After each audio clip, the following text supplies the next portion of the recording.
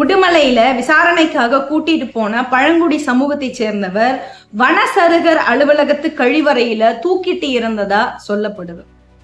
பொது சமூகத்துக்கு எத்தனை பேருக்கு இந்த படுகொலையை பற்றி தெரியும்னு தெரியல. சமூக வலைதளங்கள்ல செய்திகள் வந்தது, ஆனா நம்ம கடந்து போயிட்டோம்.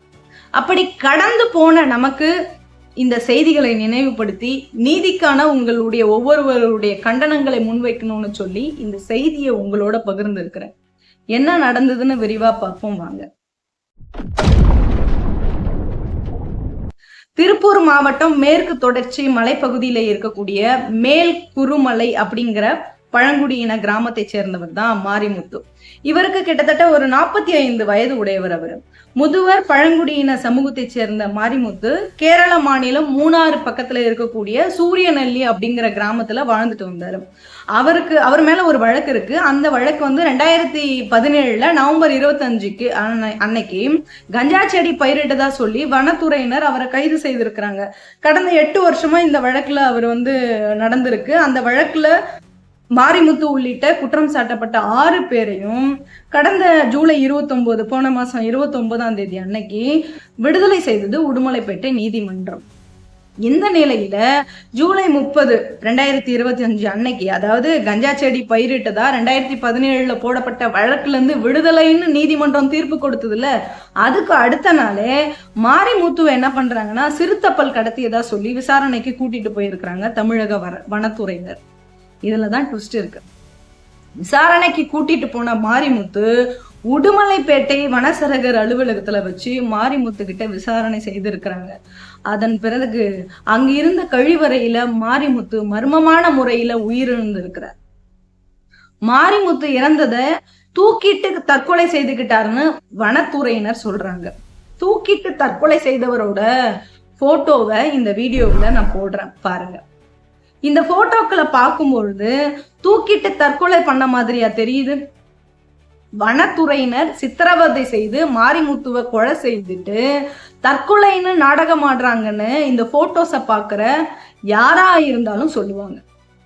ஏற்கனவே வனத்துறையினால போடப்பட்ட கஞ்சா வழக்குல நீதிமன்றத்தால மாரிமுத்து விடுதலை செய்யப்பட்டார்.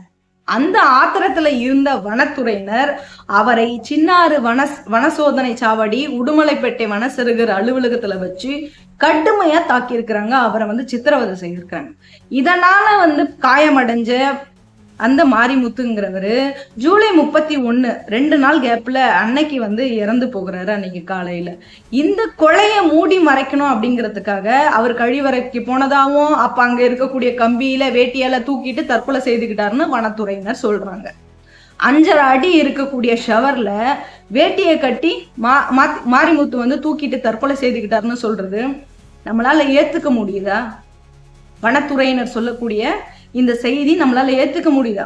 நீதிமன்றத்தால விடுதலை செய்யப்பட்ட ஒருவரை முறையற்ற காவல்ல வச்சு வனத்துறையினர் சித்திரவதை செய்து கொலை செய்திருக்கிறாங்க. ஒரு அப்பட்டமான மனித உரிமை மீறல் நடந்திருக்கு மாரிமுத்துவோடைய விஷயத்துல. கேரள வனத்துறையினர் மற்றும் கலால் வரைத்துறையினர் மேல நடவடிக்கை எடுக்கணும். கேரள பழங்குடிய ஆணையத்துக்கிட்ட புகார் அளிச்சிருக்கிறாங்க அங்க இருக்கக்கூடிய சமூக ஆர்வலர்கள். வனத்துறையினர் சொல்ற கதைய குழந்தைங்க கூட நம்பாது. கேவலம் பழங்குடி இவன் நம்ம போட்ட வழக்குல இருந்து வெளியில வர்றதா அப்படிங்கிற கோபமும் இது எல்லாமே சேர்ந்து இவனையெல்லாம் கொன்னு போட்டா கூட கேட்க நாதி இல்லைங்கிற எண்ணம் தான் இந்த அளவுக்கு கொடூரமா மாரிமுத்து கிட்ட நடக்க வச்சிருக்கு அப்படிங்கிறது நம்ம புரிஞ்சுக்க வேண்டியது இருக்கு. இந்த படுகொலையை கண்டித்து தலைப்பு செய்தியா போட வேண்டிய இந்த விஷயத்த வெகுஜன ஊடகங்கள் ஒரு வரி செய்தியா வெளியிட்டு கடந்து போறாங்க. சமூக வலைதளங்கள்ல இந்திய அளவுல ஒரு பிரச்சனைக்கான தீர்வுக்கான குரலா இன்னைக்கு இருக்குது சமூக வலைதளங்கள்.